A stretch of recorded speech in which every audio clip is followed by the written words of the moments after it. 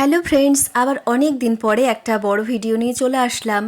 আর এটা হচ্ছে পয়লা বৈশাখের দুদিন আগে আমরা যাচ্ছিলাম গঙ্গা স্নান করতে।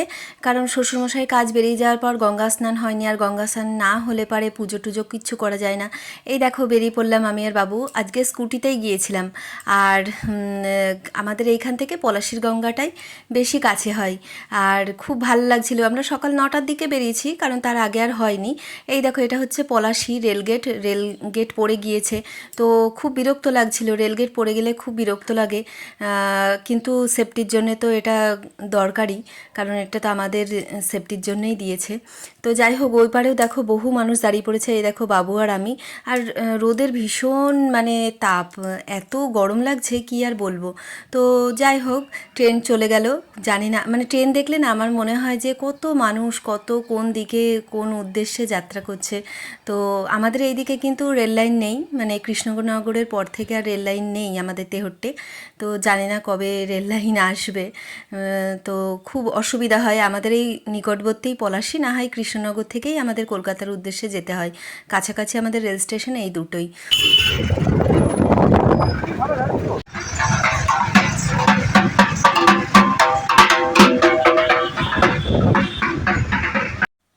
আর এই টাইমটা শিবের যে নীল পুজো এগুলো সব আছে বলে তোমরা দেখলেই সন্ন্যাসীদের দেখা গেল।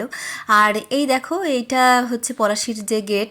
তো এই দিক দিয়ে চলে গেল তোমার গঙ্গার ঘাট। আর এখানে তোমার সিরাজউদ্দৌলার সঙ্গে যে ইংরেজদের যুদ্ধ হয়েছিল সেটাও কিন্তু এখানে অবস্থিত। তো তোমরা যদি কেউ দেখতে আসতে চাও তো খুব ভালো লাগবে। মানে ইতিহাস তো আমাদের জানা অবশ্যই দরকার। আমার ভারতে, আমার পশ্চিমবঙ্গে কী কী আছে সেগুলো অবশ্যই আমাদের জানতে হবে। আর এই পথটা না খুব সুন্দর লাগে, দেখো সবুজে সবুজে ভর্তি। আর যখন কৃষ্ণচূড়ার ফুল ফোটে তখন তো আরও সুন্দর লাগে।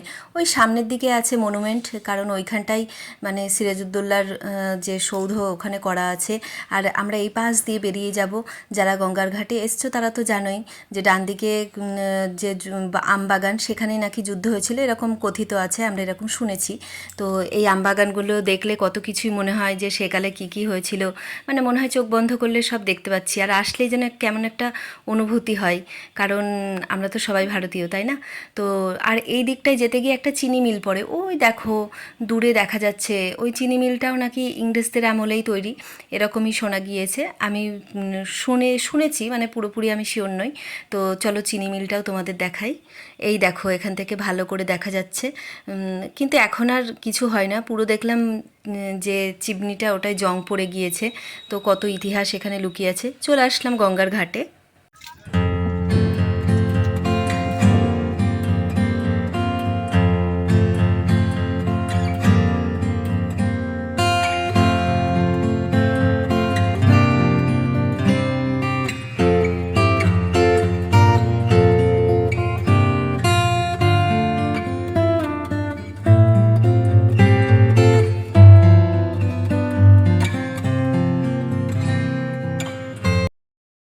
বাবুকে আগে স্নান করতে পাঠিয়ে দিয়েছি, কারণ ওর স্নান হলে অনেক জিনিসপত্র ধরে রাখতে পারবে। এ দেখো আমিও স্নান করে চলে এসেছি।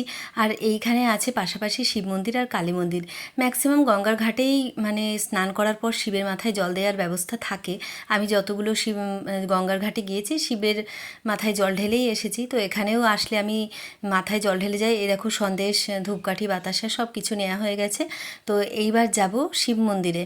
আর এই মন্দিরে সবসময়ই দেখি খুব ভিড় থাকে, কিন্তু আজকে সকালের দিকে তো আরও ভিড় থাকে। তবে তখন ঠাকুরমশাই থাকেন, আর এখন তো নিজে নিজেই জল ঢালতে হবে। এই দেখো বাবা মহাদেবের মাথায় জলটা ঢেলে নিলাম। আর গঙ্গা স্নানের পর এরকম মানে পুজো করতে খুব ভালো লাগে, মানে শরীর মন সব যেন পবিত্র হয়ে যায়, এত ভালো লাগে। তো এবার এখানে আরেকজনও অপেক্ষা করছে, আমার পুজো হলেও উনি পুজো করবেন। এ দেখো উনিও জলটা ঢেলে নিলেন, সবাই মিলেমিশেই পুজোটা করে নিলাম। আর পাশে আছে মায়ের মন্দির। মায়ের মন্দিরে না আসলে তো হয় না, কিন্তু এখানে পুজো দিতে পারি না, কারণ ঠাকুরমশাই না থাকলে মায়ের মন্দিরে পুজো দেওয়া হয় না। ওই দক্ষিণা দিয়ে চলে আসলাম। এবার যাব বাড়ি, কারণ বেলা অনেকটা হয়ে গেছে।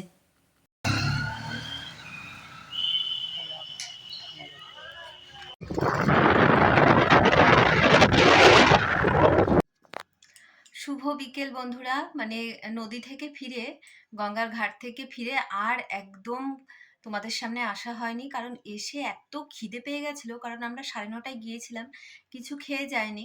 গঙ্গা স্নানে তো বলে সবাই না খেয়ে যেতে হয়, সেজন্য 9:30টায় বেরিয়েছি, শুধু এক কাপ চা খেয়েছিলাম। তো 9:30টার সময় বেরিয়েছি, আর ফিরতে ফিরতে প্রায় 2টো বেজে গেছিলো। সেই জন্য খুব খিদে পেয়ে গেছিলো।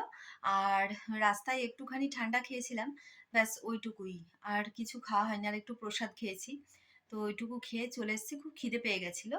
তো আর সেজন্য তোমাদের সামনে আসা হয়নি। আর একটুখানি ঘুমিয়েছিলাম, মানে মাথাটা এত ধরেছে আমার, রাতে একটু মানে সন্ধ্যাবেলায় একটু ভালো করে কড়া করে চা খেতে হবে আজ, না হলে মাথাটা ছাড়বে না। আর যে ভেজা জামা কাপড় ব্যাগের মধ্যে ভরে নিয়ে এসেছিলাম গঙ্গার ঘাট থেকে, তো সেটা এখনো পর্যন্ত আমার মেলা হয়নি। তো চলো ওইখানে গিয়ে একটু কাপড় চোপড়গুলো মেলে দিই, কারণ এখন গরমকাল তো, একটু ধুয়ে মেলে দিলে শুকিয়ে যাবে।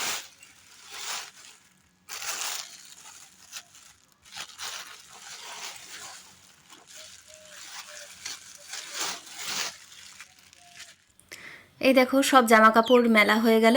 আর আমার এই ছাদটা খুব ভালো, কারণ একদম ওপরের ছাদ না, এটা আমার রান্নাঘরের সামনে একটা ছাদ, দোতলা মানে একতলার ওপরের ছাদ। তো এখানেই সব ধুয়ে মেলে দিলাম। আর এইবার যাব গোয়ালের দিকটাই। আর জানলাগুলো একটু খুলে দিই, কারণ সব জানলা দিয়ে গিয়েছিলাম। আর তোমাদের কি বলবো, মানে তোমরা হাসবে শুনলে, এসে জাস্ট খেয়েছি, খেয়েই শুয়ে পড়েছি, আর শুয়ে ঘুমিয়ে পড়েছিলাম জানো তো। মানে এত ক্লান্ত লাগছিল, আর পুরো রোদটা মাথায় পড়েছে তো, ওর জন্যে খুব ক্লান্ত লাগছিল। আর আসার সময় কি করেছে জানো, ওই যে রাস্তার ধারে যে গাছপালাগুলো থাকে সেখান থেকে 2টো ডাল ভেঙে নিয়ে এসেছি। এটা হচ্ছে সাদা করবী ফুলের গাছ, জানি না হবে কি না, তো দেখা যাক। এইগুলো কেটে কেটে লাগাবো। আর এইটা পাশের যেটা আছে, এইটা তেল পাম্পে তেল ভরতে গিয়েছিলাম, এখানে কি ফুরুষ ফুল না কি যেন বলে, বেগুনি বেগুনি ফুল হয়, আমি জানি না ওটার সঠিক নামটা, তো ওই রকমই কিছু হবে। তো এই 2টো ডাল নিয়ে এসেছি, এই 2টো ডাল এখন কেটে লাগিয়ে দেবো। তো এই দেখো জলের মধ্যে ভিজিয়ে দিলাম, এই জলে ভিজালেই বলে হয়। আর এই যে জবা গাছের 2টো ডাল, এই 2টো আগে থেকেই আমার ভেজানো আছে। যাই হোক, এবার চলে আসলাম গোয়াল ঘরে, কারণ এই যে আমাদের সানিয়া, একে আজ সারাদিন আমার সঙ্গে, মানে এর সঙ্গে আমার দেখা হয়নি। তো সারাদিন দেখা না হলে দেখো, মানে এমন করে মনে হয় যেন কত মিস করেছে। তো এটা হয়, যারা পশু পাখি পোষো তারা জানো যে তারাও সব কিছু বোঝে, ভালোবাসা সব সব প্রাণীরাই বোঝে, এটা আমি মনে করি। যাই হোক, বাবু গরুটা ধুয়ে নিল, এই দুধ আমাদের এখন মিলে চলে যাবে। আর এবার একটু জল দিয়ে দিল, কারণ ওরা খাবার খাওয়ার পর এই টাইমটায় ওদের জল দিতে হয়। তো শ্রুতিকে আগে জল দিল, এই যে আমাদের শ্রুতি।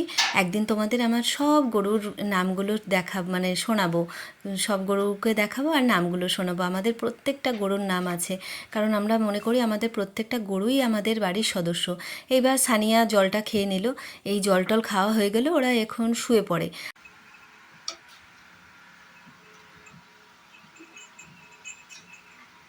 এই দেখো এবার আমরা গোয়ালঘর থেকে ঘরে চলে যাব। আর যাওয়ার আগে এরকম আদর করতে হবে, দুজনকেই করতে হবে, তবেই ওরা শোবে, মানে একদম পুরো মানুষের মতো। আর ভালোবাসার তো কোনো মানুষ গরু ছাগল নেই। তো যাই হোক, সানিয়ার তরফ থেকে আজকের ভিডিওটা এখানেই শেষ করলাম।